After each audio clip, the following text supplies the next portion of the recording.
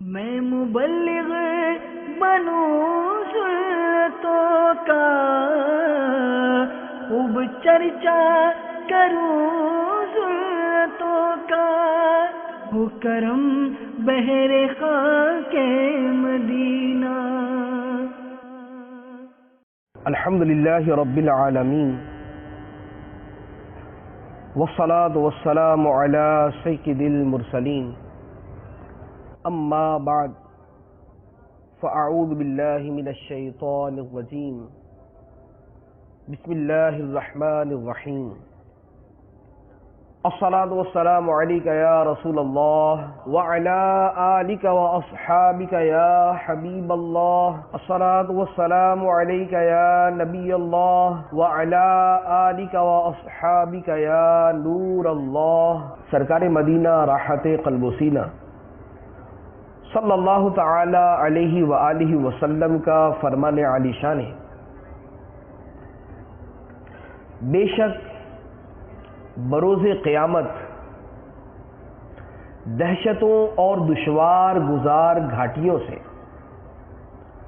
جلد نجات پانے والا شخص وہ ہوگا جس نے دنیا میں مجھ پر کثرت سے درود پڑھا ہوگا۔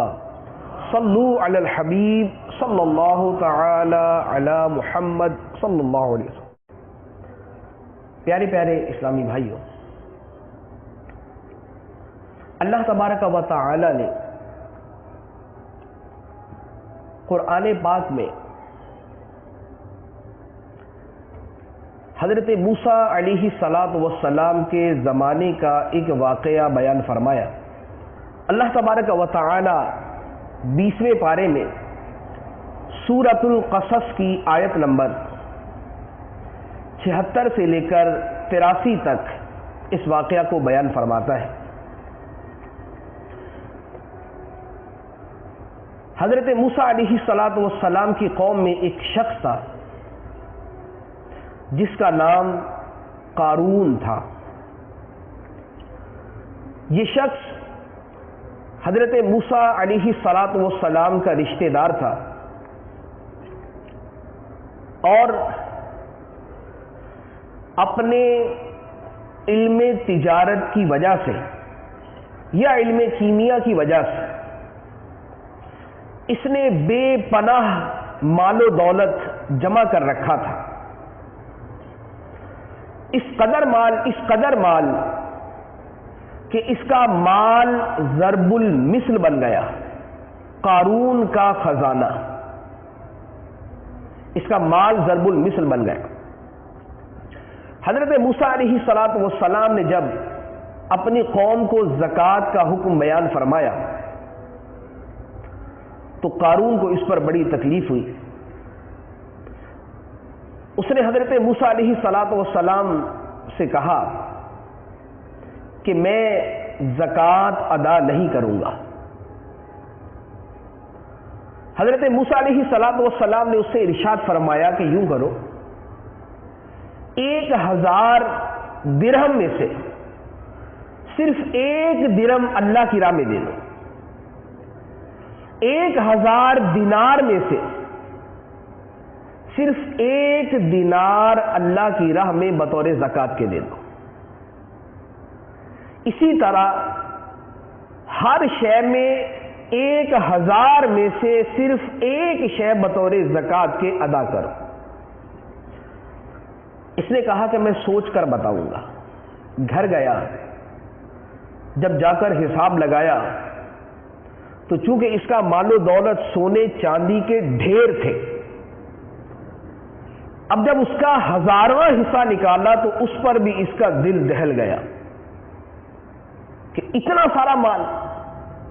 اس نے حضرت موسیٰ علیہ السلام کو زکوٰۃ دینے سے منع کر دیا اور بنی اسرائیل کے لوگوں کو جمع کیا اور ان سے کہنے لگا کہ موسیٰ علیہ السلام نے ہمیں جو حکم دیا ہم نے اس پر عمل کیا، اب یہ ہم سے ہمارا مال بھی ہتھیانے لگے ہیں، معاذ اللہ، لہذا ان سے نجات کی کوئی صورت ہونی چاہیے۔ تو جو اس کے چیلے چانٹے تھے انہوں نے کہا کہ تم بیان کرو. اس نے کہا کہ یوں کرتا ہوں کہ کسی بدکار عورت کو رقم دے کر اس بات پہ تیار کرتا ہوں کہ حضرت موسیٰ علیہ السلام پر معاذ اللہ تہمت لگا دے. چنانچہ اس نے ایک عورت کو تیار کیا اور حضرت موسیٰ علیہ السلام کے پاس گیا. جا کے کہنے لگا اے موسیٰ علیہ السلام آپ ہمیں کچھ واعظ فرمائیں, کچھ بیان فرمائیں, کچھ خوف خدا کی باتیں ہوں, کچھ شریعت کے احکام بیان فرمائیں. حضرت موسیٰ علیہ السلام تشریف لائے اور آپ نے واعظ کیا, اللہ تعالیٰ کے احکام پر عمل کرنے کا فرمایا. اسی دوران آپ نے یہ فرمایا کہ اگر کوئی شادی شدہ مرد یا عورت بدکاری کرے تو اسے سنگسار کیا جائے گا, رجم کیا جائے گا. اس پر قارون کھڑا ہوا اور کہنے لگا کہ اے موسیٰ یہ بتائیے کہ اگر آپ سے یہ جرم سرزد ہو تو کیا آپ کو بھی یہ سزا دی جائے گی؟ حضرت موسیٰ علیہ السلام نے فرمایا کہ ہاں یہ حکم سب کے لیے برابر ہے. اس نے فوراً اس عورت کو اشارہ کیا اور اس سے کہا کہ یہ عورت دعویٰ کرتی ہے کہ معاذ اللہ آپ نے اس کے ساتھ غلط کام کیا. موسیٰ علیہ السلام نے جب یہ بہتان سنا تو آپ کے چہرہ مبارک پر جلال کے آثار ظاہر ہوئے. آپ نے اس عورت کو مخاطب کر کے ارشاد فرمایا کہ اے عورت, تجھے اس خدا کا واسطہ دیتا ہوں جس نے ہمارے لیے سمندر میں راستے بنا دیے, جس نے ہماری خاطر فرعون کو غرق کر دیا, جس نے مجھے تورات عطا فرمائی. یہ بتا جو قارون کہہ رہا ہے وہ سچ ہے یا جھوٹ ہے؟ اس عورت کے دل پر ہیبت طاری ہوئی. اس نے اپنے دل میں سوچا کہ اللہ کے نبی پر تہمت لگانے سے بہتر ہے کہ آج ہمیشہ کے لیے توبہ کر لوں. اس نے کھڑے ہو کر عرض کیا اے موسیٰ علیہ السلام, آپ سچے ہیں اور قارون نے مجھے مال کا لالچ دیا تھا اور مجھے اس بات پر تیار کیا تھا کہ آپ پر میں تہمت لگاؤں. حضرت موسیٰ علیہ السلام نے پھر قارون کی طرف دیکھا اور اللہ تعالیٰ کی بارگاہ میں عرض کی کہ اے اللہ, یہ تیرے مقبول بندے پر تہمت لگا رہا ہے, اے اللہ اس پر اپنا عذاب نازل کر. اللہ تبارک و تعالیٰ نے ارشاد فرمایا اے موسیٰ علیہ السلام, میں نے زمین کو تیرے قابو میں دے دیا, تو جو زمین کو حکم کرے گا زمین تیرے حکم پر عمل کرے گی.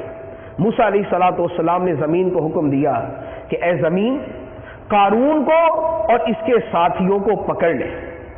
چنانچہ زمین نے قارون اور اس کے ساتھیوں کو پاؤں تک پکڑ لیا, پاؤں سمیت وہ زمین میں دھس گیا. موسیٰ علیہ السلام نے پھر فرمایا اے زمین اس کو مزید پکڑ لے, گھٹنوں تک دھس گیا. قارون معافیہ مانگنے لگا. موسیٰ علیہ السلام جلال کے اندر بار بار زمین کو فرما رہے ہیں اس کو پکڑ لے, اس کو پکڑ لے, حتیٰ کہ سر تک وہ زمین میں دھس گیا.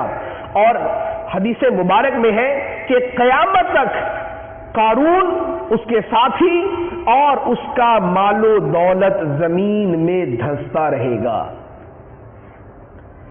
یہ اس شخص کا واقعہ بیان کیا جس کے مال و دولت کی کثرت نے اور جس کے مال کی محبت نے اسے اللہ کے نبی کے خلاف کھڑا کر دیا, اور اسی مال کی محبت نے اسے زمین میں دھسا دیا, اور اس مال کی محبت نے اس کی دنیا اور آخرت کو تباہ کر دیا. اللہ تبارک و تعالی نے اس واقعہ کو قرآن پاک میں جن الفاظ میں بیان فرمایا وہ ہمارے لیے بڑے نصیحت آموز ہے. اللہ تعالیٰ ارشاد فرماتا ہے ان قارون کان من قوم موسیٰ, بے شک قارون موسیٰ کی قوم میں سے تھا. فبغى علیہم, اس نے قوم کے خلاف بغاوت کی, سرکشی کی. وَآتَيْنَاهُ مِنَ الْكُنُوزِ, اور ہم نے قارون کو اتنے خزانے عطا فرمائے, اتنے خزانے عطا فرمائے, مَا إِنَّ مَفَاتِحَهُ لَتَنُوءُ بِالْعُصْبَةِ أُولِي الْقُوَّةِ, اسے اتنے خزانے عطا فرمائے کہ ایک قوت والی جماعت اس کی چابیاں اٹھاتے ہوئے جھک جایا کرتی تھی. اس کے خزانوں کی چابیاں اٹھاتے ہوئے اتنے خزانے کہ ایک بڑی جماعت اس کے خزانوں کی چابیاں اٹھاتی تو ان کے بوجھ سے جھک جایا کرتی تھی. جب اتنا مال و دولت تھا تو اس میں فخر تھا، غرور تھا، تکبر تھا، انانیت تھی، اتراتا تھا. تو اس کی قوم نے اس کو سمجھایا. اذ قال له قومه، جب اسے اس کی قوم نے کہا لا تفرح، خوشی نہ منا، ان اللہ لا يحب الفرحین، بے شک اللہ ایسی خوشی منانے والوں کو پسند نہیں کرتا جو مال کی وجہ سے اتراتے ہوئے خوشی کا اظہار کرتے ہیں، جو مال کے نشے میں چور ہو کر خوشی کا اظہار کرتے ہیں، جو مال کو اپنے تکبر کا ذریعہ بناتے ہیں. تو اللہ تعالیٰ فرماتا ہے ان اللہ لا يحب الفرحین، بے شک اللہ ایسے خوش ہونے والوں کو پسند نہیں کرتا. پھر اسے کہا گیا وَابْتَغِ فِي مَا آتَاكَ اللَّهُ الدَّارَ الْآخِرَةَ، تجھے اللہ نے جو مال دیا ہے اس کے ذریعے آخرت کے گھر کو طلب کر، مال کے ذریعے آخرت کو طلب کر. وَلَا تَنْسَ نَصِيبَكَ مِنَ الدُّنْيَا، اور دنیا میں اپنا حصہ نہ بھلا. وَأَحْسِنْ كَمَا أَحْسَنَ اللَّهُ إِلَيْكَ، اور دوسروں پر احسان کر جیسے اللہ نے تجھ پر احسان کیا. تجھے مال ملا، تو دوسروں پر احسان کر جیسے خدا نے تجھ پر احسان کیا.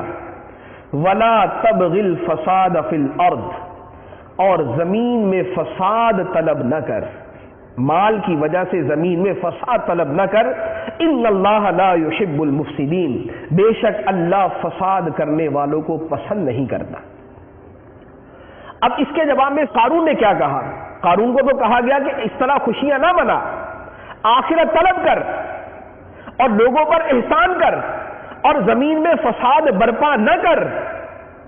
قارون نے جواب میں کہا انما اوتیتہ علی علم عندی، یہ جتنا کچھ مجھے ملا ہے، یہ میرا مال و دولت، یہ دھن، یہ دنیا، یہ جتنی کچھ مجھے ملی ہے یہ تو میرے علم کی وجہ سے ملی ہے، یہ میرے علم کی وجہ سے ملی ہے.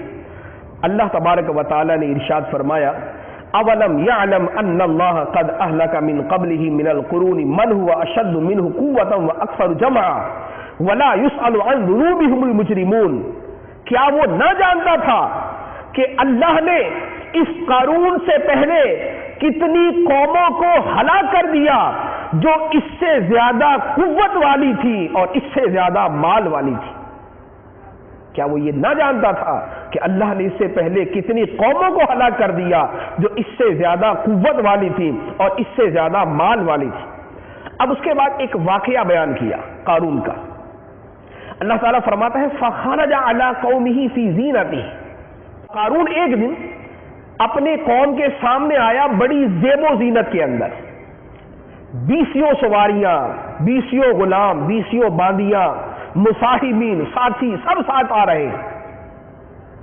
اس زینت، اس شان و شوکت، اس روب و دبدبے کے اندر جب باہر آیا تو اب جو ہمارے ہاں لوگوں کی حالت ہوتی ہے کہ کسی کو مالدار دیکھتے ہیں، کسی کا کر و فر دیکھتے ہیں، کسی کی شان و شوکت دیکھتے ہیں تو کہتے ہیں بڑے نصیب والا ہے، کتنی قسمت ہے اس کی، ایک کاش کہ ہمیں بھی ایسا مل جائے.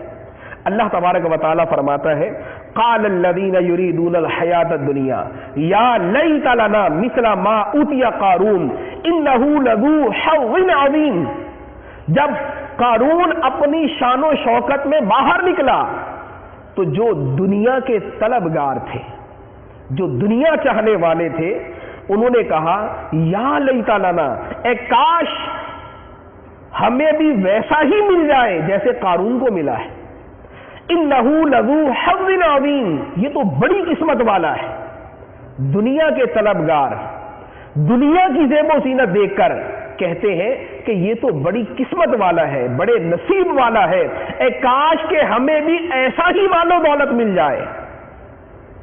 یہ کہا دنیا داروں نے، اور جو اہل علم تھے، جو دین والے تھے، جو خوف خدا رکھنے والے، جو ایمان اور آخرت کے ساتھ محبت رکھنے والے، اللہ تبارک و تعالی ارشاد فرماتا ہے کہ انہوں نے کیا کہا، وَقَالَ الَّذِينَ أُوتُوا الْعِلْمَ وَيْلَكُمْ ثَوَابُ اللَّهِ خَيْرٌ لِمَنْ آمَنَ وَعَمِلَ صَالِحًا۔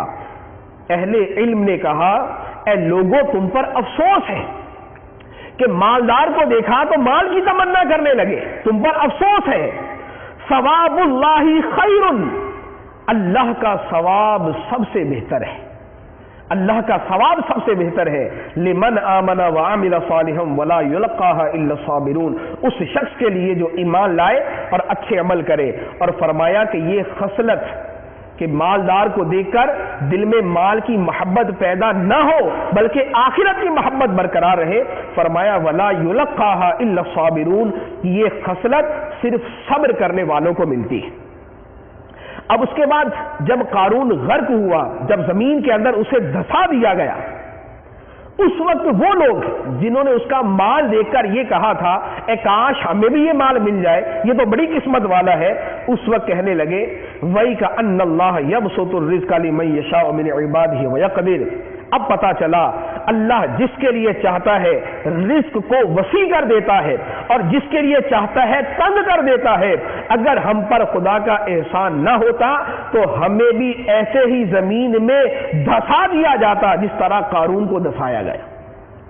اس کے بعد اللہ تعالی ارشاد فرماتا ہے تِلْكَ الدَّارُ الْآخِرَةُ نَجْعَلُهَا لِلَّذِينَ لَا يُرِيدُونَ عُلُوًّا فِي الْأَرْضِ وَلَا فَسَادًا وَالْعَاقِبَةُ لِلْمُتَّقِينَ۔ یہ آخرت کا گھر ہم ان کے لیے بناتے ہیں جو زمین میں بلندی نہیں چاہتے، جو زمین میں فساد نہیں چاہتے، جو زمین میں تکبر نہیں چاہتے، اور فرمایا کہ اچھا انجام صرف پرہیزگاروں کے لیے۔ یہ آیات مبارکہ اس میں اللہ تبارک و تعالی نے قارون کا واقعہ بھی بیان فرمایا اور اس کے ضمن میں دنیا کے طلبگاروں کا طرز عمل اور آخرت کے طلبگاروں کا طرز عمل بھی بیان فرما دیا۔ چند چیزیں جو اس آیت مبارکہ سے سامنے آتی ہیں، پہلی بات کہ مال کی کتنی ہی کثرت ہو جائے مال پر اترانا نہیں چاہیے، کہ مال بذات خود اللہ کی بارگاہ میں مقبولیت کی کوئی علامت نہیں، بلکہ مال کی کثرت عموماً خدا سے دور کرنے والی ہے، تو مال کی کثرت پر کبھی اترانا نہیں چاہیے۔ اور دوسری بات جو آیت مبارکہ میں فرمائی گئی، فرمایا اللہ نے تجھے جو مال دیا ہے اس کے ساتھ آخرت کا گھر تلاش کر، مال ملے تو آخرت کا گھر تلاش کر، جس طرح مال ملا سیدنا صدیق اکبر رضی اللہ تعالی عنہ کو، جیسے مال ملا سیدنا عثمان غنی رضی اللہ تعالی عنہ کو، مال انہیں وہی دنیا والا ملا، لیکن وہی مال ان کے مرتبے میں ایسے اضافے کا سبب بنا کہ صدیق اکبر رضی اللہ تعالی عنہ نے ایک مرتبہ چند غلاموں کو آزاد کیا، تو کسی نے کہا کہ ان غلاموں کا ان پر کوئی احسان تھا جس کی وجہ سے انہوں نے ان غلاموں کو آزاد کر دیا۔ اللہ تبارک و تعالی نے صدیق اکبر رضی اللہ تعالی عنہ کی شان میں قرآن کی آیات نازل فرمائی، ارشاد فرمایا وَمَا لِأَحَدٍ عِنْدَهُ مِن نِعْمَةٍ تُجْزَىٰ إِلَّا ابْتِغَاءَ وَجْهِ رَبِّهِ الْأَعْلَىٰ وَلَسَوْفَ يَرْضَىٰ۔ ارشاد فرمایا کہ کسی کا ان پر صدیق اکبر پر کوئی احسان نہیں تھا جس کا بدلہ چکایا جا رہا ہو، ان کا خرچ کرنا الا ابتغاء وجہ ربہ الاعلی، اپنے رب اعلی کی رضا کی خاطر تھا۔ صدیق اکبر کا خرچ کرنا اپنے رب اعلی کی رضا کی خاطر تھا، ولا سوف یرضی، اور ان قریب ان کا رب ان سے راضی ہو جائے گا۔ یہ بھی مال ہی ہے، یہ بھی اسی دنیا کا مال مل رہا ہے، لیکن اس مال کا ایسا خرچ ہے، اس مال کا ایسا صرف ہے کہ اللہ تبارک و تعالی قرآن میں ان کی عظمت بیان فرما رہا ہے اور سیدنا عثمان غنی رضی اللہ تعالی عنہ کے تو 20 واقعات ہیں۔ ایک مرتبہ مدینہ منورہ کے اندر قحط پڑ گیا، غلے کی انتہائی کمی ہو گئی۔ اچانک انہی دنوں کے اندر سیدنا عثمان غنی رضی اللہ تعالی عنہ کا غلہ آیا، اتنا بڑا قافلہ کہ اونٹوں کی قطاریں لگی ہوئی۔ مدینہ منورہ کے تاجروں نے جب دیکھا کہ سیدنا عثمان غنی رضی اللہ تعالی عنہ کے غلے کے اونٹ آئے ہیں تو انہوں نے سوچا کہ ان سے جا کے خرید لیتے ہیں، مہنگائی کا دور ہے، مہنگا کر کے بیچ دیں گے۔ عثمان غنی رضی اللہ تعالی عنہ کی خدمت میں آئے، آ کر کہنے لگے کہ حضور یہ غلہ ہمیں بیچ دیں۔ آپ نے فرمایا کہ میں غلہ اگر بیچ دوں تو کیا نفع دو گے؟ انہوں نے کہا کہ حضرت آپ کو جو ہے وہ 100 کا اگر مال ہے تو آپ کو 105 دیں گے، 5% نفع۔ فرمایا نہیں، مجھے اس سے زیادہ مل رہا ہے۔ انہوں نے کہا کہ حضور 110 میں آپ کا مال خریدیں گے۔ فرمایا کہ مجھے اس سے زیادہ مل رہا ہے۔ بڑھاتے گئے، حضرت 120 میں آپ سے خریدیں گے۔ فرمایا مجھے اس سے زیادہ مل رہا ہے۔ تاجروں نے حیران ہو کے کہا کہ حضرت مدینے کے تاجر تو ہم ہیں، آپ کو ایسا کون سا تاجر مل گیا جو آپ کو اس سے زیادہ نفع دے رہا ہے، اور کتنا دے رہا ہے؟ فرمایا مجھے نفع 100 کے اوپر 1000 مل رہا ہے، مجھے اصل کے اوپر 10 گنا زیادہ مل رہا ہے۔ لوگوں نے کہا حضرت ایسا تاجر کون سا آ گیا؟ فرمایا وہ تاجر نہیں ہے، وہ ہے جس نے وعدہ فرمایا ہے من جاء بالحسنۃ فلہ عشر امثالھا، جو اللہ کی بارگاہ میں ایک نیکی لے کے آتا ہے اللہ تعالیٰ اسے 10 گنا عطا فرماتا ہے۔ پھر اعلان کر دیا کہ اے مدینے کے لوگوں، آؤ عثمان کا یہ غلہ اللہ کی راہ میں تم پر خرچ کر دیا گیا، آؤ اور اپنے اپنے غلے بھر کر لے جاؤ۔ تو سارے کا سارا مال بغیر 1 روپے دنیاوی نفع کے سارے کا سارا اللہ کی راہ میں خرچ کر دیا۔ تو یہ ہے وَابْتَغِ فِيمَا آتَاكَ اللَّهُ الدَّارَ الْآخِرَةَ، اللہ نے تجھے جو مال عطا فرمایا ہے اس سے آخرت کا گھر طلب کر، اس سے آخرت کا گھر تلاش کر۔ اس کے بعد اسی کے اندر جب قارون سے کہا گیا کہ اسے اللہ کی راہ میں خرچ کر، لوگوں پر احسان کر، زمین میں فساد نہ کر، تو اس نے کہا کہ یہ تو سارا مال مجھے میرے علم کی وجہ سے ملا ہے، انما اوتیتہ علی علم عندی، یہ تو میرا علم ہے، میرے علم کی وجہ سے ملا ہے۔ اللہ تبارک و تعالی نے سمجھا دیا، کوئی فضل ملے، کوئی کمال ملے، علم ملے، عمل ملے، مال ملے، اسے اپنے قوت بازو کا نتیجہ نہ سمجھا جائے، ہر شے میں یہ سمجھے کہ یہ خدا کی عطا کردہ ہے، یہ اللہ کا فضل ہے، یہ مجھے میرے علم کی وجہ سے نہیں ملا بلکہ مجھے میرے رب کے فضل کی وجہ سے ملا ہے۔ حضرت سلیمان علیہ السلام نے جب اپنے دربار کے اندر ارشاد فرمایا کہ کون ہے جو ملکہ بلقیس کا تخت لے کر آئے گا، تو ایک جن کھڑا ہوا، قال عفریت من الجن انا آتیک بہ قبل ان تقوم من مقامک وانی علیہ لقوی امین۔ جن نے کھڑے ہو کر کہا کہ حضور آپ کے یہاں سے کھڑے ہونے سے پہلے وہ میں تخت آپ کی بارگاہ میں لے آؤں گا۔ فرمایا نہیں۔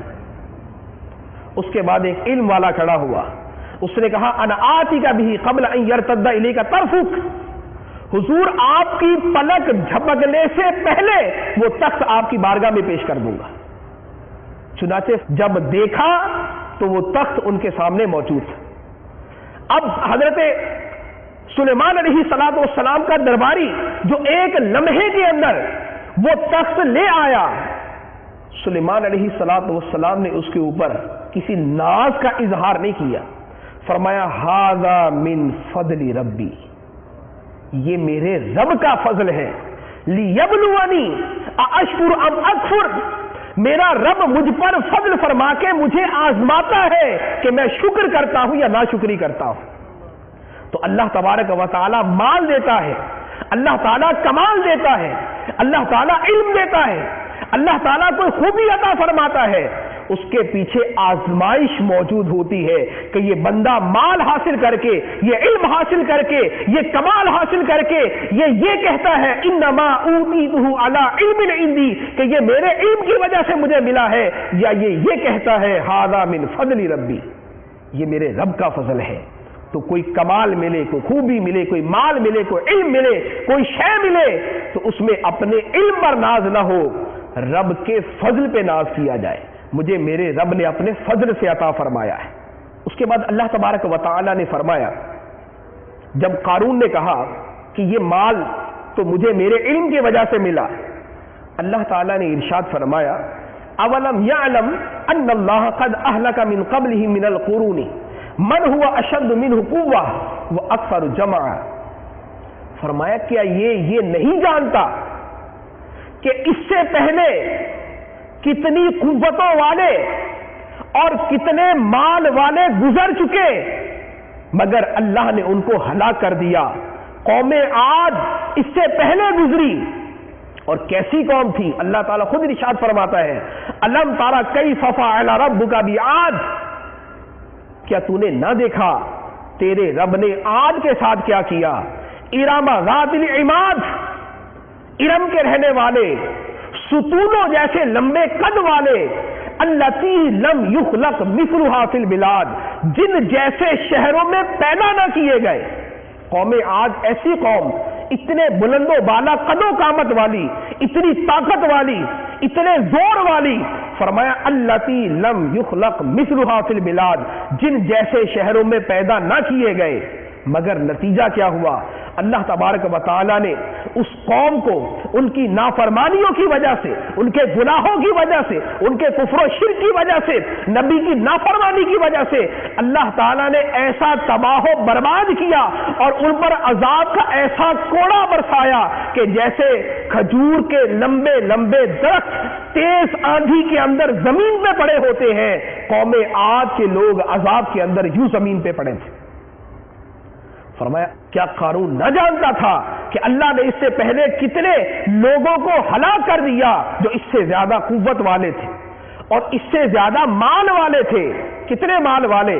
شداد قارون سے پہلے گزرا، سونے کے محلات بنائے، سونے کا شہر آباد کر دیا، اتنی مال و دولت والا، لیکن اس شہر میں قدم رکھنا نصیب نہ ہوا، اس شہر میں قدم رکھنا نصیب نہ ہوا۔ اللہ تبارک و تعالیٰ نے قدم رکھنے سے پہلے اس کو تباہ کر دیا۔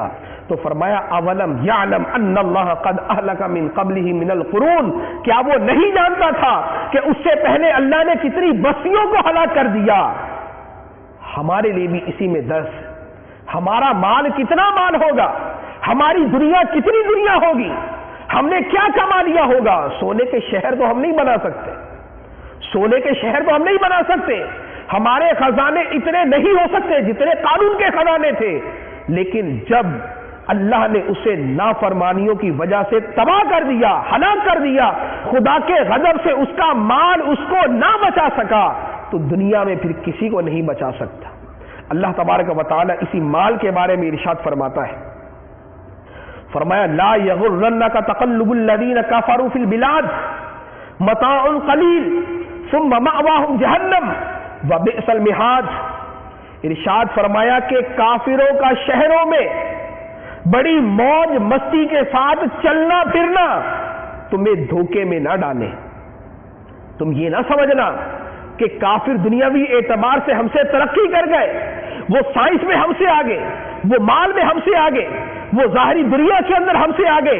فرمایا لا یغرنک تقلب الذین کفروا فی البلاد، زمین کے اندر کافروں کا موج مستی میں چلنا پھرنا تمہیں دھوکہ نہ دے، یہ سارے کا سارا متاع قلیل، تھوڑا سا سامان ہے، یہ سب تھوڑا سا سامان ہے۔ ثم مأواہم جہنم، پھر ان کا ٹھکانہ جہنم ہے، وبئس المہاد، اور وہ کیا ہی برا ٹھکانہ ہے۔ یہ مال و دولت کے اندر جو کفار نازا اور فرحہ ہے، ان کا مال و دولت تمہیں تمہارے ایمان سے متزلزل نہ کرے، تمہاری اطاعت سے متزلزل نہ کرے، تمہیں خدا سے دور نہ کر دے، تمہیں آخرت سے دور نہ کر دے۔ اللہ تبارک و تعالی ارشاد فرماتا ہے اگر یہ بات نہ ہوتی کہ سارے لوگ ایک ہی بن جائیں گے، سارے لوگ کافر ہو جائیں گے، اگر یہ بات نہ ہوتی تو اللہ تعالی کافروں کو وہ گھر دیتا جن کی چھتیں چاندی اور سونے کی ہوتی، جن کی سیڑھیاں سونے اور چاندی کی ہوتی، جن کے دروازے سونے اور چاندی کے ہوتے، جن کی چارپائیاں اور تخت سونے اور چاندی کے ہوتے، وَلِبُيُوتِهِمْ أَبْوَابًا وَسُرُرًا عَلَيْهَا يَتَّكِئُونَ وَزُخْرُفًا، یہ تمام چیزیں کافروں کو سونے کی بنا کے دے دیتے، ان کے گھر سونے کے ہوتے، ان کی چھتیں سونے کی ہوتی، ان کے مکانات سونے کے ہوتے، ان کے بیڈ اور چارپائیاں سونے کی ہوتی، ان کی چٹائیاں سونے کی ہوتی، لیکن ان کو دیکھ کر مسلمانوں کا ایمان متزلزل ہو جاتا، اس لیے اللہ نے دنیا میں کافروں کو مال اتنا عطا نہ فرمایا۔ اب اللہ تعالیٰ فرماتا ہے کہ اتنا کچھ مل بھی جائے، اگر سونے چاندی کے گھر بن جائیں، چھتیں بن جائیں، سیڑھیاں بن جائیں، چارپائیاں بن جائیں، کمرے بن جائیں، دیواریں بن جائیں، سب کچھ سونے چاندی کا ہو جائے، وَإِن كُلُّ ذَلِكَ لَمَّا مَتَاعُ الْحَيَاةِ الدُّنْيَا، یہ سارے کا سارا دنیاوی زندگی کا ساز و سامان ہے، یہ سارے کا سارا دنیاوی زندگی کا ساز و سامان ہے۔ کسی کا گھر سونے کا ہو، موت کے ایک جھٹکے سے وہ سونے کا گھر کدھر جائے گا؟ کسی کے گھر کی چھتیں چارپائیاں سب کچھ سونے کا ہے، سونے کے چمچ سے کھانا کھاتا ہے، دنیا کی بہترین سے بہترین لذتوں سے لطف اندوز ہوتا ہے، موت کا ایک جھٹکا اس کی ساری لذتوں کو فنا کر دے گا۔ اور اللہ تعالیٰ فرماتا ہے وَالْآخِرَةُ عِنْدَ رَبِّكَ لِلْمُتَّقِينَ، جو اصل حقیقت ہے وہ آخرت ہے جو تیرے رب کے نزدیک پرہیزگاروں کے لیے، جو تیرے رب کے نزدیک پرہیزگاروں کے لیے۔ اللہ تبارک و تعالی نے دنیا کی حقیقت کو قرآن پاک میں کئی مقامات پر بیان فرمایا۔ ایک جگہ تو انہی لوگوں کے بارے میں کہ جن کے پاس بڑا مال و دولت تھا، جن کے بڑے بڑے باغات تھے، جن باغات میں درخت پھلوں سے لگے ہوئے تھے، جن کی فصلیں سونا اگل رہی تھی، جو ہر وقت ناز و نعم میں رہنے والے تھے، اللہ تبارک و تعالی ان کے بارے میں ارشاد فرماتا ہے۔ سورہ دخان میں ارشاد فرمایا کم ترکوا من جنات وعیون وزروع ومقام کریم ونعمت كانوا فيها فاكهين كذلك وأورثناها قوما آخرين فما بكت عليهم السماء والأرض وما كانوا منظرين۔ وہ کتنے باغات چھوڑ گئے، وہ کتنے چشمے چھوڑ گئے، وہ کتنی کھیتیاں چھوڑ گئے، وہ کتنے عزت کی رہائش گاہیں چھوڑ گئے دنیا میں، وہ کتنی نعمتیں چھوڑ گئے جن میں وہ لطف اندوز ہوتے تھے۔ اسی طرح ہم نے ان تمام چیزوں کا وارث دوسری قوم کو بنا دیا۔ مرنے والوں کے باغات، ان کے چشمے، ان کی کھیتی باڑی، ان کے معزز رہائشیں، وہ نعمتیں تو باقی رہی، وہ لوگ ختم ہو گئے اور اللہ نے وہ نعمتیں دوسروں کو عطا فرما دی۔ اور یہ جو دنیا سے جانے والے تھے، جو دنیا میں دل لگا کر دنیا سے جانے والے تھے، اللہ تعالیٰ نے فرمایا فما بکت علیہم السماء والارض، نہ ان پر آسمان رویا نہ زمین روئی، نہ ان پر آسمان رویا نہ زمین روئی کہ کتنے باغات چھوڑ دیے، کتنا مال چھوڑ دیا، انہوں نے تو اپنے مال سے پوری طرح لطف اندوز بھی نہ ہوئے، یہ دنیا چھوڑ کے چلے گئے۔ سرکار دو عالم صلی اللہ تعالی علیہ وآلہ وسلم ارشاد فرماتے ہیں کہ اگر ابن آدم کے پاس سونے کی ایک وادی ہو، سونے کی ایک وادی ہو تو تمنا کرے گا کہ دوسری مل جائے، تو تمنا کرے گا دوسری مل جائے۔ اور فرمایا کہ اس کے پیٹ کو قبر کی مٹی ہی بھر سکتی ہے، اس کے پیٹ کو قبر کی مٹی ہی بھر سکتی ہے۔ ایک مقام پر اللہ تبارک و تعالی نے دنیا کی حقیقت بیان کرتے ہوئے ارشاد فرمایا زُيِّنَ لِلنَّاسِ حُبُّ الشَّهَوَاتِ مِنَ النِّسَاءِ وَالْبَنِينَ وَالْقَنَاطِيرِ الْمُقَنطَرَةِ مِنَ الذَّهَبِ وَالْفِضَّةِ وَالْخَيْلِ الْمُسَوَّمَةِ وَالْأَنْعَامِ وَالْحَرْثِ ذَلِكَ مَتَاعُ الْحَيَاةِ الدُّنْيَا وَاللَّهُ عِنْدَهُ حُسْنُ الْمَآبِ۔ سورہ آل عمران آیت نمبر 14 اللہ تعالیٰ ارشاد فرماتا ہے لوگوں کے لیے ان کی خواہشات کی محبت کو آراستہ اور مزین کر دیا گیا۔ ان کی خواہشات کی محبت کیا ہے؟ فرمایا عورتیں، ان کے بیٹے، سونے اور چاندی کے تہ در تہ ڈھیر اور عمدہ قسم کے گھوڑے اور ان کے چوپائے اور ان کی کھیتیاں۔ فرمایا لوگوں کے دلوں میں ان اشیاء کی محبت بیٹھی ہوئی ہے، عورتوں کی محبت، اولاد کی محبت، سونے چاندی کے ڈھیروں کی محبت، جنہیں طے در طے کر کے سنبھال کے رکھا گیا ہو، اور نشان لگے ہوئے گھوڑوں کی محبت اور چوپایوں کی محبت اور کھیتیوں کی محبت۔ یہ اللہ تبارک و تعالیٰ نے اس زمانے کے اعتبار سے فرمایا۔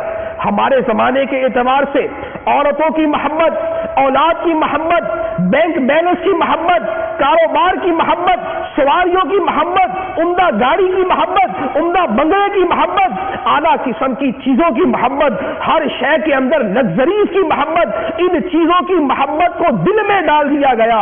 اللہ تعالیٰ فرماتا ہے ذالک متاع الحیات الدنیا، یہ دنیاوی زندگی کا ساز و سامان ہے جو ختم ہو جائے گا۔ واللہ عندہ حسن المآب، اور اللہ کے پاس بہترین اجر ہے۔ اب اللہ تعالیٰ خود فرماتا ہے، یہ چیزیں ساری گنوا دی، یہ مال و دولت، یہ دھن، یہ ساری چیزیں گنوانے کے بعد اللہ تعالیٰ خود فرماتا ہے قل، اے محبوب تم فرما دو، اُنَبِّئُكُم بِخَيْرٍ مِّن ذَلِكُمْ، کیا ان تمام چیزوں سے زیادہ بہتر چیز میں تمہیں بتاؤں؟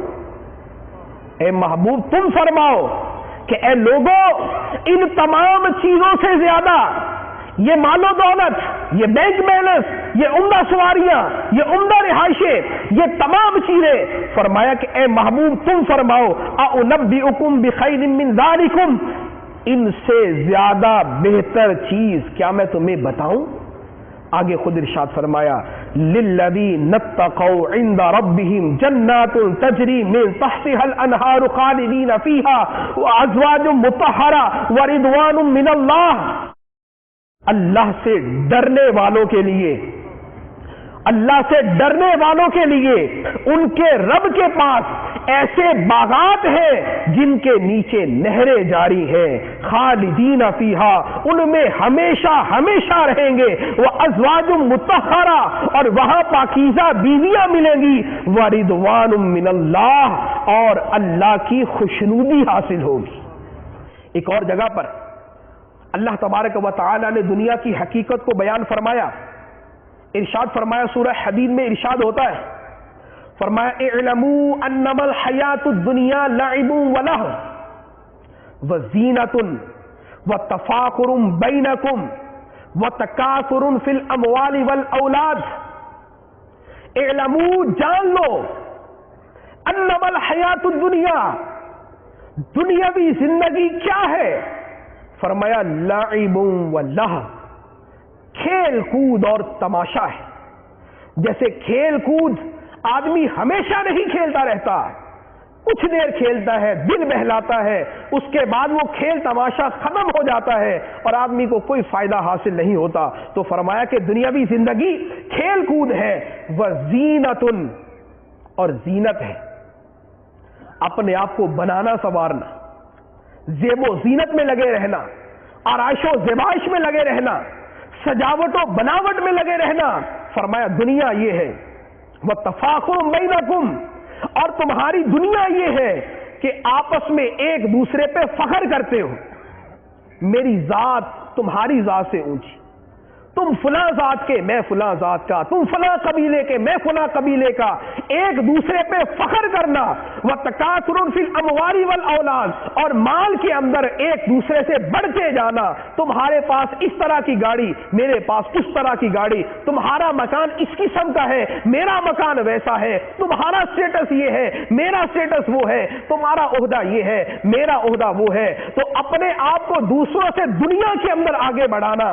اللہ تعالیٰ فرماتا ہے کہ اے لوگوں تمہاری دنیا یہ ہے، اور یہ دنیا کیا ہے؟ وَمَا الْحَيَاةُ الدُّنْيَا إِلَّا مَتَاعُ الْغُرُورِ، اور دنیا کی زندگی نہیں مگر دھوکے کا سامان، دنیا کی زندگی نہیں مگر دھوکے کا سامان. تو جب یہ دھوکے کا سامان ہے تو اب جائیں کدھر؟ اللہ تعالیٰ ارشاد فرماتا ہے سابقوا الی مغفرۃ من ربکم وجنۃ عرضها کعرض السماء والارض اعدت للذین آمنوا باللہ ورسلہ.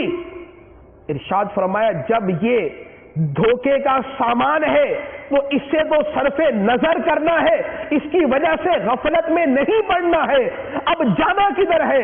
فرمایا سابقوا الی مغفرۃ من ربکم وجنۃ, اپنے رب کی بخشش کی طرف سبقت کرو اور اپنے رب کی جنت کی طرف چلو. اپنے رب کی جنت کی طرف چلو. ایک دوسرے سے مقابلہ کرنا ہے تو مال کے اندر نہیں, ایک دوسرے سے مقابلہ کرنا ہے تو دنیاوی اشیاء کے اندر نہیں, بلکہ رب کی مغفرت میں ایک دوسرے سے مقابلہ کرنا ہے. کیسا مقابلہ؟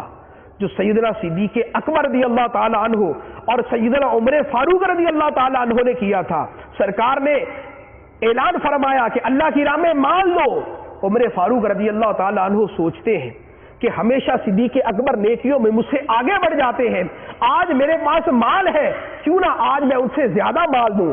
اپنے گھر کا آدھا مال لے کر حاضر ہو گئے. یا رسول اللہ صلی اللہ علیہ وسلم گھر کا آدھا مال آپ کی بارگاہ میں پیش, آدھا گھر پہ چھوڑایا ہوں. سرکار نے دعا دی. تھوڑی دیر کے بعد کیا دیکھتے ہیں؟ صدیق اکبر رضی اللہ تعالی عنہ اپنے گھر کا سارا سامان لے کے آ رہے ہیں, اپنے گھر کا سارا سامان لے کے آ رہے ہیں. سرکار دو عالم صلی اللہ علیہ وسلم ارشاد فرماتے ہیں اے صدیق اپنے گھر والوں کے لیے کیا چھوڑا؟ عرض کرتے ہیں گھر والوں کے لیے خدا اور خدا کا رسول چھوڑ کے آیا. گھر والوں کے لیے خدا اور خدا کا رسول چھوڑ کے آیا ہوں. عمر فاروق رضی اللہ تعالی عنہ فرماتے ہیں کہ اس دن میں نے سمجھ لیا کہ نیکی کے کام کے اندر صدیق اکبر سے آگے نہیں بڑھ سکتا, نیکی کے کاموں میں صدیق اکبر سے آگے نہیں بڑھ سکتا. لیکن یہ ان کا جذبہ تھا کہ ان کا باہمی مقابلہ ہو رہا ہے تو نیکیوں کے اندر آگے بڑھنے میں ہے, ایک دوسرے سے نیکیوں میں آگے بڑھ رہے ہیں. اور آج ہمارا مقابلہ صرف دنیا میں, مال میں, اسٹیٹس میں, عہدے میں, دولت میں, گاڑیوں میں, مکانات میں, جاگیروں میں, اپنی انہی دنیاوی اشیاء کے اندر سارا مقابلہ ہے. اور اللہ تعالیٰ فرماتا ہے سابقوا الی مغفرۃ من ربکم, آپس میں مقابلہ کرنا ہے, ایک دوسرے پہ سبقت لے جانے کی کوشش کرنی ہے تو اپنے رب کی مغفرت کی طرف سبقت لے جاؤ.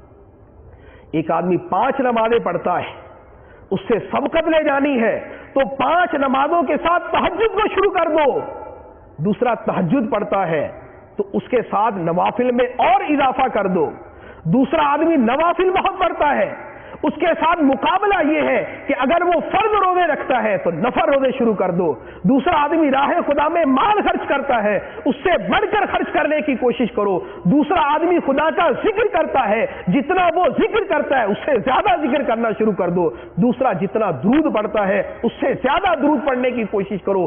دوسرا جتنا نیکی کی دعوت عام کرنے کی کوشش کرتا ہے اس سے زیادہ تم کوشش کرو. وہ ایک کو دعوت دیتا ہے, تم 2 کو دعوت دو. وہ 2 کو دعوت دیتا ہے, تم 4 کو دعوت دو. وہ 4 کو اجتماع میں لے کے آتا ہے, تم 8 کو اجتماع میں لے کے آؤ. وہ 10 وزن انعام پہ عمل کرتا ہے, تم 20 پہ عمل کرو. تو ایک دوسرے سے نیکی کے کاموں میں سبقت لے جانے کی کوشش کرو. سابقوا الی مغفرۃ من ربکم, اپنے رب کی مغفرت کی طرف ایک دوسرے پر سبقت لے جانے کی کوشش کرو. اور اللہ تبارک و تعالی فرماتا ہے کہ کامیاب کون ہے؟ ہماری کامیابیوں کے معیار اپنے ہیں. جس کا ظاہری مستقبل اچھا ہے وہ کامیاب ہے, جس کی تعلیم اچھی ہے وہ کامیاب ہے, دنیاوی اعتبار سے یہ کامیاب ہوں گے. لیکن جن کو اللہ تبارک و تعالی کامیاب کہتا ہے, ارشاد فرمایا سورہ آل عمران, فرمایا فمن زحزح عن النار وادخل الجنۃ فقد فاز, جسے آگ سے بچا لیا گیا. فمن زحزح عن النار, جسے جہنم کی آگ سے بچا لیا گیا. وادخل الجنۃ, اور اسے جنت میں داخل کر دیا گیا. فقد فازا, وہ کامیاب ہوا, وہ کامیاب ہوا. ایک بزرگ نے ایک نوجوان کو ہنستے ہوئے دیکھا تو اس سے ارشاد فرمایا کہ اے بیٹا تم ہنس رہے ہو؟ اس نے کہا جی حضور. فرمایا یہ بتاؤ کیا تمہیں یہ پتا چل چکا کہ قیامت کے دن جب نامہ اعمال دیا جائے گا تو تیرے دائیں ہاتھ میں دیا جائے گا؟ اس نے کہا حضور یہ تو نہیں پتا۔ فرمایا کیا تجھے یہ پتا چل چکا کہ جب قیامت کے دن اعلان ہوگا وَامْتَازُوا الْيَوْمَ أَيُّهَا الْمُجْرِمُونَ، اے مجرموں آج جدا ہو جاؤ، تو کیا تمہیں پتا چل گیا کہ جب لوگ جدا ہوں گے تو تم مجرموں میں ہوگے یا نیکوں میں ہوگے؟ اس نے کہا حضور نہیں پتا۔ فرمایا کیا تجھے یہ پتا چل گیا کہ جب لوگ پل صراط سے گزر رہے ہوں گے تو کچھ کٹ کٹ کر اس میں گر رہے ہوں گے اور کچھ کامیاب ہو کر گزر رہے ہوں گے، تو تجھے کیا پتا چل گیا کہ تو کامیاب ہو کر گزرنے والوں میں سے ہے؟ اس نے کہا حضور مجھے تو نہیں پتا۔ فرمایا کہ جب تجھے یہ نہیں پتا تو پھر ابھی ہنسنے کا مقام نہیں آیا، ابھی ہنسنے کا مقام نہیں آیا۔ ہنسنے کا مقام تب ہے، خوشی کا مقام تب ہے کہ جب قیامت کے دن کی کامیابی تجھے نصیب ہو۔ ایک اور بزرگ کا واقعہ ہے، عید والے دن رو رہے تھے، کسی نے عرض کیا حضور آج تو عید کا دن ہے، آج رونے کی کیا بات ہے؟ ارشاد فرمایا میرے لیے عید کا دن وہ ہوگا جس دن دنیا سے اپنا ایمان سلامت لے جاؤں گا، جس دن دنیا سے اپنا ایمان سلامت لے جاؤں گا وہ دن میرے لیے عید کا دن ہوگا۔ تو اللہ تبارک و تعالی نے کامیابی اور ناکامی دونوں کو مینشن کر دیا، دونوں کو واضح کر دیا۔ قیامت کے دن جس طرح لوگوں کی حالت ہوگی دونوں کو بیان فرما دیا۔ اللہ تعالیٰ ارشاد فرماتا ہے فَأَمَّا مَنْ أُوتِيَ كِتَابَهُ بِيَمِينِهِ فَيَقُولُ هَاؤُمُ اقْرَءُوا كِتَابِيَهْ إِنِّي ظَنَنْتُ أَنِّي مُلَاقٍ حِسَابِيَهْ فَهُوَ فِي عِيشَةٍ رَاضِيَةٍ فِي جَنَّةٍ عَالِيَةٍ قُطُوفُهَا دَانِيَةٌ كُلُوا وَاشْرَبُوا هَنِيئًا بِمَا أَسْلَفْتُمْ فِي الْأَيَّامِ الْخَالِيَةِ، وہ شخص جسے اس کا نامہ اعمال دائیں ہاتھ میں دیا گیا وہ کہے گا لوگوں آؤ آ کے پڑھو میرا نامہ اعمال، مجھے یقین تھا کہ مجھے اپنے حساب سے ملاقات کرنی، مجھے دنیا میں یقین تھا کہ قیامت کے دن مجھے اپنے نامہ اعمال سے ملاقات کرنی ہے۔ فَهُوَ فِي عِيشَةٍ رَاضِيَةٍ، یہ جس کو نامہ اعمال دائیں ہاتھ میں ملا اللہ تعالیٰ فرماتا ہے کہ یہ من مانتی چین میں ہوگا، یہ من مانتی چین میں ہوگا۔ فی جنت عالیہ، یہ بلند و بالا جنت میں ہوگا۔ قطوفها دانیہ، جس کے پھلوں کے گچھے نیچے لٹک رہے ہوں گے، جس کے پھلوں کے گچھے نیچے لٹک رہے ہوں گے، اور اس سے کہا جائے گا کلوا واشربوا ہنیئا، آج رچتا بچتا کھاؤ پیو، آج خوشگواری کے ساتھ کھاؤ پیو، بما اسلفتم فی الایام الخالیہ، بسبب ان دنوں کے جو تم پہلے گزار کے آئے، جو دن دنیا میں گزارے، ان دنیاوی دنوں کے اندر جو تم نے اعمال کیے، ان اعمال کے بدلے میں آج جنت کی نعمتیں کھاؤ، آج جنت کے مشروبات پیو۔ اور دوسری طرف وہ شخص جس کو نامہ اعمال بائیں ہاتھ میں ملے گا، اللہ تعالیٰ ارشاد فرماتا ہے وَأَمَّا مَنْ أُوتِيَ كِتَابَهُ بِشِمَالِهِ، اور بہرحال وہ جسے اس کا نامہ اعمال بائیں ہاتھ میں ملے گا، فیقول، وہ کہے گا یا لیتنی، اے کاش، لم اوتا کتابیہ، مجھے میرا نامہ اعمال نہ دیا جاتا اور مجھے پتہ ہی نہ چلتا میرا حساب کیا ہے، مجھے پتہ ہی نہ چلتا میرا حساب کیا ہے۔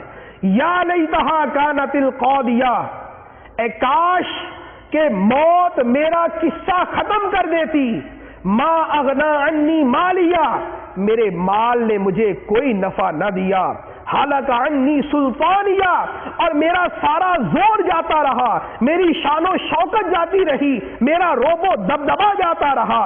اس وقت اس کے بارے میں حکم دیا جائے گا خذوہ، اے فرشتوں اس کو پکڑ لو، فغلوہ، اور اس کو طوق پہناؤ، ثم الجحیم صلوہ، پھر اسے جہنم میں داخل کرو، ثم فی سلسلۃ ذرعها 70 ذراعا فاسلکوہ، پھر اسے ان زنجیروں کے اندر باندھ دو جن کی لمبائی 70 گز کے برابر ہے، ان زنجیروں میں باندھ دو۔ اس کے جرم کیا تھے؟ اب اللہ تبارک و تعالی اس کے جرم گنواتا ہے۔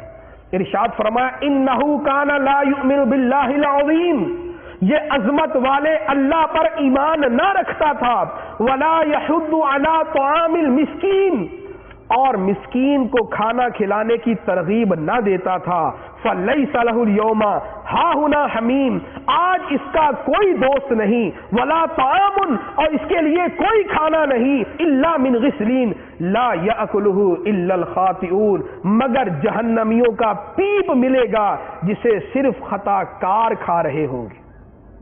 یہ اللہ تبارک و تعالی نے دونوں گروہوں کے بارے میں ارشاد فرما دیا کہ وہ لوگ جن کو نامہ اعمال دائیں ہاتھ میں ملے گا وہ تو خوشیاں منا رہے ہوں گے، وہ لوگوں کو بلا رہے ہوں گے کہ آؤ آؤ میرا نامہ اعمال پڑھو، مجھے دنیا میں یقین تھا کہ مجھے اپنے رب سے ملنا ہے، مجھے اپنے حساب کتاب کا سامنا کرنا ہے، مجھے پتا تھا میرے رب نے ارشاد فرمایا ہے کہ قیامت کا دن ہوگا، بندے کو خدا کی بارگاہ میں حاضر کیا جائے گا، اللہ تبارک و تعالی اس کو ارشاد فرمائے گا اقرا کتابک کفا بنفسک اليوم علیک حسیبا، اے بندے اپنا نامہ اعمال پڑھ، آج اپنا حساب کرنے کے لیے تو خود ہی کافی ہے، آج اپنا حساب کرنے کے لیے تو خود ہی کافی ہے، اپنا نامہ اعمال اپنے سامنے ہوگا، کتنے طریقوں سے نامہ اعمال کو پڑھا جائے گا، کتنے طریقوں سے اعمال ظاہر ہوں گے، ایک طرف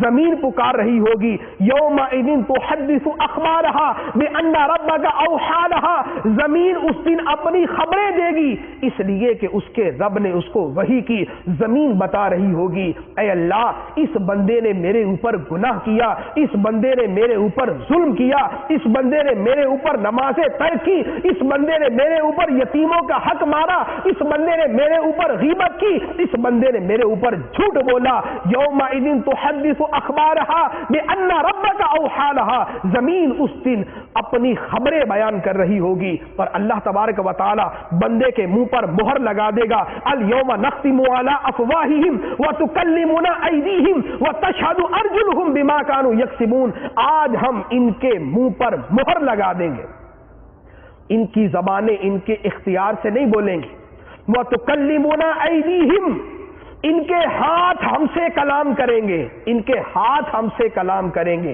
وَتَشْهَدُ أَرْجُلُهُمْ بِمَا كَانُوا يَكْسِبُونَ، اور ان کے پاؤں گواہی دیں گے یہ دنیا میں کیا کیا کرتے تھے، ان کے ہاتھ بتائیں گے ان ہاتھوں کے ساتھ کیا عمل کیا تھا، ان ہاتھوں کے ساتھ کیا گناہ کیا تھا، ان ہاتھوں کے ساتھ کس پر ظلم کیا تھا، ان ہاتھوں کے ساتھ کس کا حق مارا تھا، ان ہاتھوں کے ساتھ کس کے ساتھ زیادتی کی تھی، ان کے قدم جواب دیں گے ان قدموں کے ساتھ کدھر گیا تھا، مسجد کی طرف گیا تھا یا سینمے کی طرف گیا تھا، ان قدموں کے ساتھ یہ نیکوں کی طرف گیا تھا یا بدوں کی طرف گیا تھا، ان قدموں کے ساتھ مسجد میں گیا تھا، نیک اجتماعات میں گیا تھا، نیک لوگوں کی صحبت میں گیا تھا یا برے دوستوں کی طرف چل کے گیا تھا، تو کلمنا ایدیہم وتشہد ارجلہم بما کانوا یکسبون، آج ان کے ہاتھ ہم سے کلام کریں گے اور ان کے پاؤں گواہی دیں گے جو یہ دنیا میں عمل کیا کرتے تھے، اور پھر بندے کے سامنے جو نامہ اعمال ہے وہ خود بندے سے کہا جائے گا اقرا کتابک، پڑھ اپنا نامہ اعمال، کفا بنفسک اليوم علیک حسیبا، آج اپنا حساب کرنے کے لیے تو خود ہی کافی ہے، ایک ایک عمل فَمَنْ يَعْمَلْ مِثْقَالَ ذَرَّةٍ خَيْرًا يَرَى وَمَنْ يَعْمَلْ مِثْقَالَ ذَرَّةٍ شَرًّا يَرَى، جو ایک ذرے کے برابر نیکی کرے گا قیامت کے دن اس کو دیکھے گا، اور جو ایک ذرے کے برابر گناہ کرے گا وہ بھی قیامت کے دن اس کو دیکھے گا۔ تو پیارے پیارے اسلامی بھائیوں، ہمارے محاسبے کے لیے، ہماری اپنی زندگی پر غور کرنے کے لیے اللہ تبارک و تعالیٰ کا یہ کلام کافی ہے۔ ہمارے اعضاء نے ہمارے خلاف گواہی دینی، ہمیں اپنا نامہ اعمال خود پڑھ کر سنانا، زمین کے جس ٹکڑے پر جو عمل کیا ہوگا وہ زمین کا ٹکڑا قیامت کے دن بیان کر رہا ہوگا، تو اپنے اعمال پر غور کر لیں کہ ہمارے اعمال کیا ہیں، گناہوں کے ہیں، نماز پڑھتے ہیں یا نہیں پڑھتے، روزے رکھتے ہیں یا نہیں رکھتے، زکوٰۃ ادا کرتے ہیں یا نہیں کرتے، مسلمان کی مدد کرتے ہیں یا نہیں کرتے، نیکی کا کام کر کے دوسروں کو نیکی کی دعوت دیتے ہیں یا نہیں دیتے؟ کیا ہمارے اعمال کہیں گناہوں میں ڈوبے ہوئے تو نہیں؟ کیا ہم گاڑی میں سفر کریں تب بھی ہماری گاڑی میں گانے چل رہے ہو، ہم بائک کے اوپر سفر کر رہے ہو، ہمارے کان میں ہینڈ فری لگا ہوا ہو، ہم ہر وقت انہی گناہوں کے اندر مبتلا، ہماری راتیں گناہوں میں، ہمارے دن گناہوں میں، ہماری خلوتیں گناہوں میں، ہماری جلوتیں گناہوں میں، ہمارے دوستوں کی محفل بری، ہم برے لوگوں میں اٹھنے بیٹھنے والے ہیں۔ پیارے پیارے اسلامی بھائیوں، ان تمام چیزوں کے بارے میں اللہ کی بارگاہ میں حساب دینا ہے۔ اگر اپنی زندگی کے طرز عمل کو بدلنا ہے تو ان آیات پر غور کیجئے، اپنی زندگی کا محاسبہ کیجئے، اپنے اعمال کو خود اپنے سامنے رکھ کر دیکھیے، اپنی صحبتوں کو خود دیکھیں کہ ہم کن لوگوں کے پاس اٹھتے بیٹھتے ہیں، ہم کیا کرتے ہیں، ہماری زندگی کس غفلت میں گزر رہی ہے۔ اگر آج ہم سوچ لیں گے تو قیامت کے دن پچھتاوا نہ ہوگا۔ سیدنا عمر فاروق رضی اللہ تعالی عنہ فرماتے ہیں، حاسبوا قبل ان تحاسبوا، اس سے پہلے اپنا محاسبہ کر لو کہ قیامت کے دن تمہارا محاسبہ کیا جائے۔ تو آج ہم اپنا محاسبہ کر کے آج ہم اپنے آپ کو تبدیل کریں، آج اپنی زندگیوں کے اندر انقلاب برپا کریں، آج ہم اپنے آپ کو قرآن و سنت کی راہ پر لے کے آئیں، آج ہم اپنے آپ کو نیکی کی راہ پر لے کر آئیں، آج ہم اپنے آپ کو نمازوں کی طرف لے کر آئیں، آج اپنے آپ کو خوف خدا کی طرف لے کے آئیں، آج آخرت کی تیاری کی طرف لے کے آئیں، آج اپنے آپ کو نیکیوں کے ماحول کے ساتھ وابستہ کر لیں۔ الحمدللہ اللہ تبارک و تعالیٰ کا کروڑ احسان کہ ہمیں ہر نیک عمل کے لیے دعوت اسلامی کا مدنی ماحول میسر ہے۔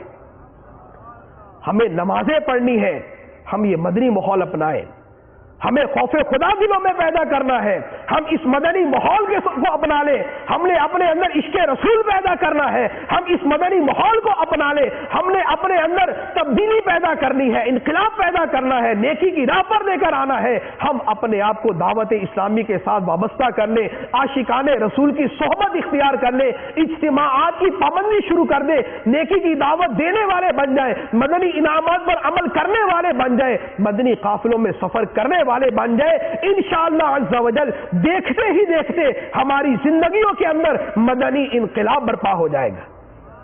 تو تمام اسلامی بھائی ارادہ فرمائیں، نیت فرمائیں کہ انشاءاللہ عز و جل آج کے بعد ہم دعوت اسلامی کو اپنا اوڑھنا بچھونا بنا لیں گے، اور انشاءاللہ عز و جل ہر جمعرات کو یا ہر ہفتے کو جہاں پر جس دن ہفتہ وار اجتماع ہوتا ہے اس میں پابندی کے ساتھ شرکت کریں گے، اور انشاءاللہ عز و جل ہر ماہ 3 دن مدنی قافلوں میں سفر کرنا اپنی زندگی کا معمول بنا لیں گے، اور انشاءاللہ عز و جل اپنی زندگی کا یہ ایم بنا لیں گے، یہ مقصد بنا لیں گے کہ مجھے اپنی اور ساری دنیا کے لوگوں کی اصلاح کی کوشش کرنی ہے۔ انشاءاللہ عز و جل اپنی اصلاح کے لیے مدنی انعامات پر عمل اور لوگوں کی اصلاح کے لیے انشاءاللہ مدنی قافلوں میں سفر کو اپنا معمول بنا لیں گے۔ اللہ عز و جل ہمیں عمل کرنے کی توفیق عطا فرمائے، آمین بجاہ النبی الامین صلی اللہ علیہ وسلم۔ میں مبلغ بنوں سنتوں کا، خوب چرچا کروں سنتوں کا، ہو کرم بہر خاک مدینہ۔